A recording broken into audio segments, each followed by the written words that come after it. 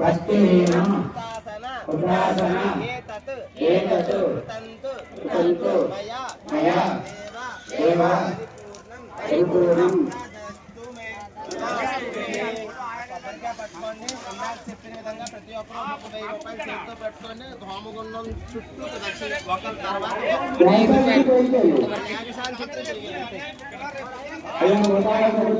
యాగశాల చుట్టూ తిరిగేయండి.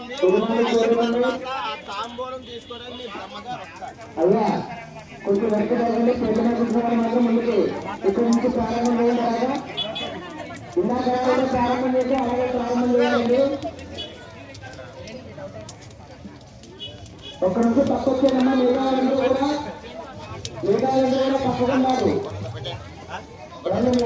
తప్పకుండా చెప్తాను. ప్రోత్సాహానికి అల్లా పడకండి. ఎవరో కూడా కవర్ వాటిలో వేయకూడదు. కవర్ తీసి వెళ్ళాలి.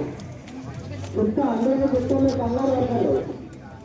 అమ్మ తాంబరం చేసేటప్పుడు ఇచ్చేది కదా మన పని అయిన కదా మిగతా వాళ్ళు వేయాలి.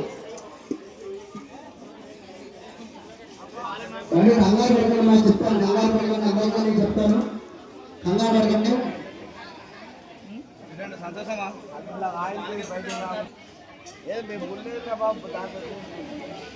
आत्मा अभयं भवत् रहमान राजवासनागत सराम विराजमान धर्मेश्वरवाद स्पंदन भरण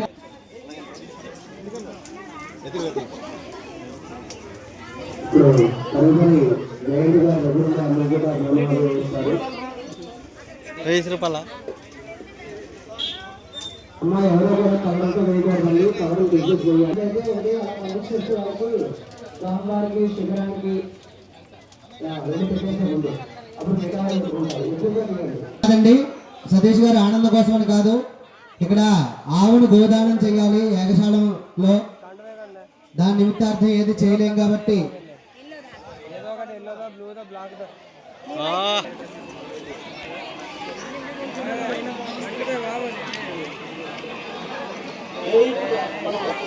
ఫోకస్ కెమెరా బాయ్స్.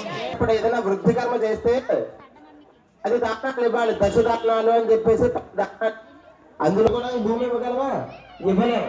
కానీ అగ్నిని జరిపించే బ్రహ్మగారు ఎవరైతే మీ ఆలయాన్ని ప్రతిష్ఠ చేయ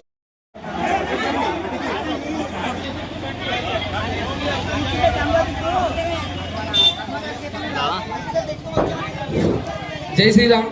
పసుపు కుంకుమకి 500 రూపాయలు కానుక ఇచ్చారు.